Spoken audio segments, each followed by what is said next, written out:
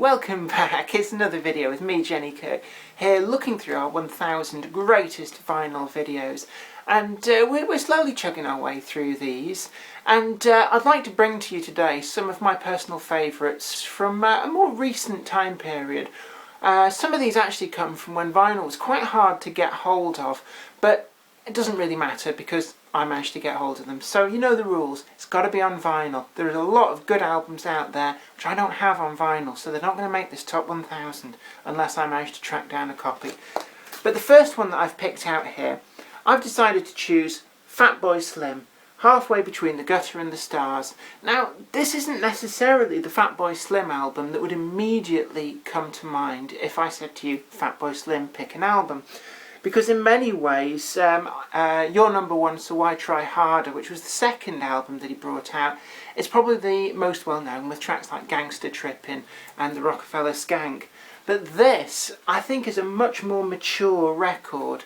He's developed, he's built on a lot of the themes that he started out with, and in my view, this album is a lot more listenable to album. You can put it on, you can kick back, you can chill out and relax. It isn't necessarily a pumping, red-hot, maximum, bottom-kicking, press your lumps against mine dance number. It's more of a laid-back, Ibiza sunset, chill out at the end of the night. You know, dance if you want to, but don't feel that the music is pounding so hard that you have to. Now, the biggest track on this, which it blew me away when I first heard it, is Bird of Prey, Sunset.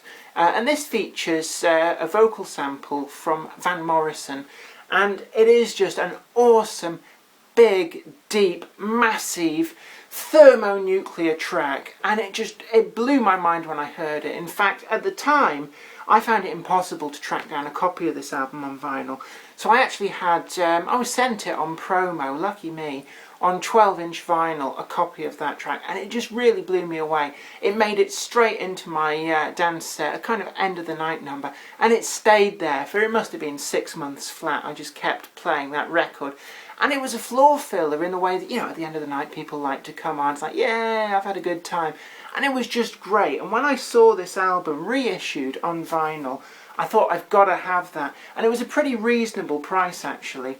Now again, it may be coming up quite shiny on this video, and that's because I've left it in the cellophane that it originally came in. I do this because it just helps protect them, and I don't have enough PVC vinyl protective sleeves to kind of protect everything, so, you know, needs must. Now, Fatboy Slim, aka Norman Cook, it's hard to believe that this guy was actually a member of the House Martins, but he was. But I guess his real love must have always been in remixing, sampling and this kind of music, because after the House Martins came to an end, this is pretty much what he went on to do. I did actually see him on the beach in Brighton one time, and it was such an amazing impromptu concert. We got wind that basically Fatboy, well, we didn't even know it was Fatboy Slim at the time. All I remember was a friend of mine, a friend of a friend, it's always a friend of a friend, you never know the person who actually knew the person who's organising it, but it's a friend of a friend. So there's this free concert being given on the beach in Brighton. Do you want to come? And it's like, well, we were in Deal at the time, so we thought, yeah, hopped in the car, popped across the A27, quite a trek, and we got to Brighton, and it was just heaving with people. I mean, talk about going viral. That invite went viral, and it was just huge. There must have been 1 million people. Well, it certainly felt like that, just crowded onto the beach at Brighton. It's one of the most memorable live gigs that I've ever been to. But we've got in here 2 discs, and a kind of, almost like an afterthought. It's a single sheet of, it's almost like the paper that they print pizza takeaway menus on. But all we've got on this, we've got 8 pictures, quite artsy. We've got the front cover picture there. That's Norman Cook. I know that because I know his silhouette. I'd know that geezer anywhere. Married to Zoe Ball, funnily enough. But he the man, he is such a lovely bloke if you're ever lucky enough to meet him. So, so nice.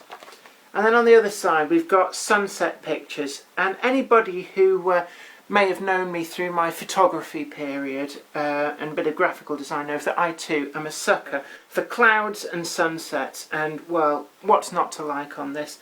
And then we've got the track listing on here.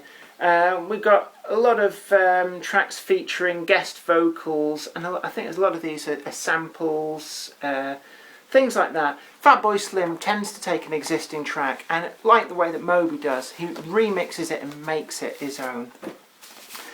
Again, the actual discs, they feel like 12-inch singles in a way, but with there only being 2 in this package, we've got slightly more tracks per side. I could still DJ with this if I still did DJing, because you've got a good width of vinyl there. You're going to get a really good sound quality, which indeed you do, but there's 3 tracks per side here, and unlike the Underworld album, it actually is quite happy to let you know what you're playing. So even though on one side we've got the plain disc and the label information is on the other, it does tell you over, other side, talking about my baby, star and sunset, bird of prey. Also, the funny thing as well about this, I've tipped the album on its side there, and we've got this picture of the sunrise through the legs of this lady. God, I sound so prim and proper when I say from this lady. But I'm reliably told that the original title, the working title that Norman Cook, aka Fatboy Slim, wanted for this album was The Sun Shines Out of My Arse. I think perhaps the record company might have taken him to one side and go, you know what, Norman? No. No. No. Behave yourself. No. But there we go. The next album I've picked is actually quite a recent release, but this is from a group that actually were formed way back in 1978 and were inspired by going to see Kraftwerk live. And when you listen to their stuff, you can see how they're influenced. So much so that on this, they actually sample some Kraftwerk tracks for the single Metroland. But this is OMD, Orchestral Manoeuvres in the Dark, and this is the album English Electric. And again, I've left this in its cellophane to protect it. It did actually come with the album in a little slipcase on CD, which is what a lot of albums do. If they don't have the download code for you, they have it in a little slipcase, which I think is great. And it kind of does acknowledge in a way, there's probably a lot of people collecting these things who don't even play the vinyl.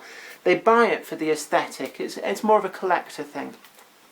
Now, the actual sleeve for this does remind me a lot of Blue Monday by New Order, the 12-inch single from Factory Records, because I don't know whether it's going to show up, but I can certainly feel here, there's actually cutouts in the cardboard, sort of punched through very neatly. So this must actually have been, and again on the front there, that yellow and orange is actually on the inner sleeve. So this must have been a very expensive package to put together. See, as I pull that out, you can see it move out there. But this album, it's kind of after their great big comeback. We only get 1 disc in here, but that disc, wow, it feels like an old 78 RPM Bakelite disc because it is such a heavy duty pressing of vinyl, and the sound quality does actually match that pressing, so it doesn't matter so much that you get every single track crammed onto this disc. It comes out on the BMG label.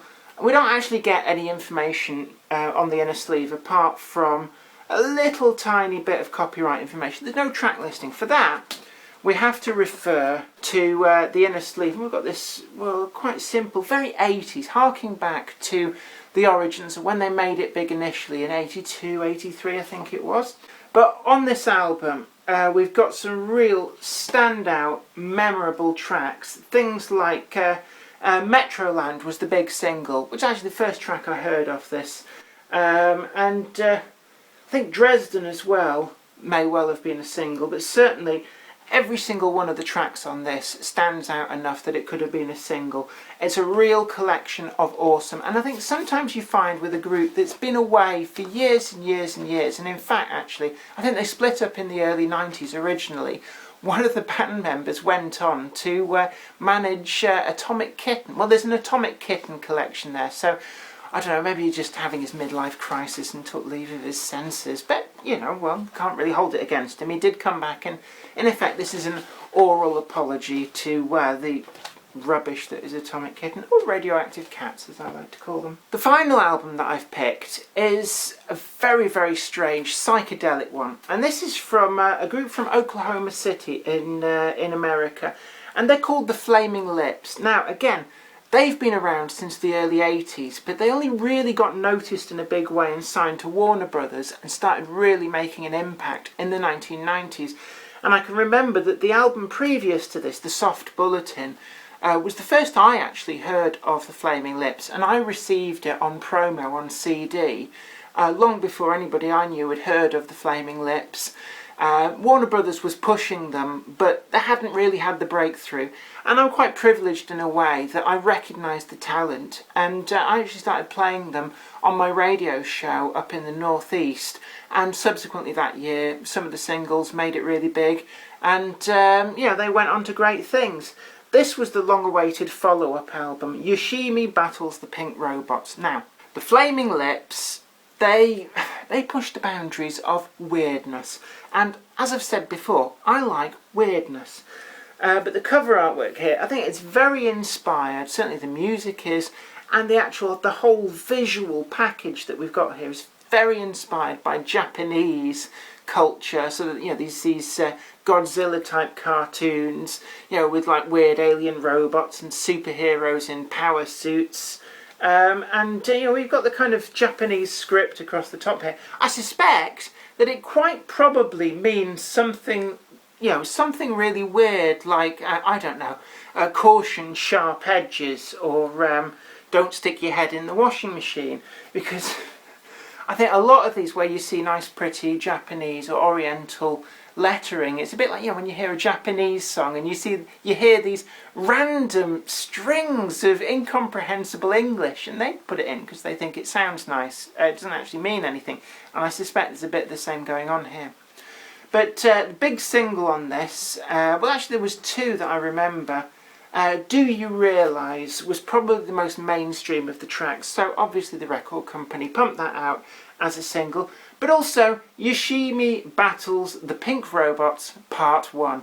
And actually I did wonder when I was hearing it on the radio, is there another part to this? And actually yes, my prayers were answered, and Part 2 turns up on this album immediately afterwards, and really you can see why it wasn't a single. It's just like a whole bunch of guys high on some kind of acid, tripping and jamming. But it is a really good album, and it's quite good to put on when, I don't know, end of a night in a nightclub, Ibiza sunset, that kind of vibe. And it really is good, chill out, relax, don't feel obliged to dance, but it's a great album to listen to. It really is an uplifting mood. Now, I told you these guys were weird, and you're not going to be disappointed, because here in the middle, probably shining like a bitch here in this light, is the band pictures, and they're wearing, well, what can be described as teddy bear fur. And this guy's like, my name is Atlas, I've got the whole disco glitter ball on my shoulders. This guy's getting up close and personal with one of the Sesame Street crew, and this guy is just like, I don't know why I'm here, but they pay me. It's all in all here, a good package. On the inside, one other last thing I'd like to draw your attention to is the translucent red see-through vinyl. Again, another kind of gimmick of the period where vinyl was at risk of dying a death. I was still out there supporting it, and a few other people were. It was before it made it back into hip circles, so I'm quite pleased that I got this release. It's probably really difficult, if not impossible, to track down a vinyl copy of this now, but all in all, an album that's well deserving of being in the top 1000. Anyway, you take very good care of yourself. Don't forget to like this video and subscribe too, and you'll be the first to see new videos as we put them up. And we'll be back next time for some more of these epic vinyl LPs from this wall behind me. Anyway, you take good care of yourself, and this is me saying bye for now.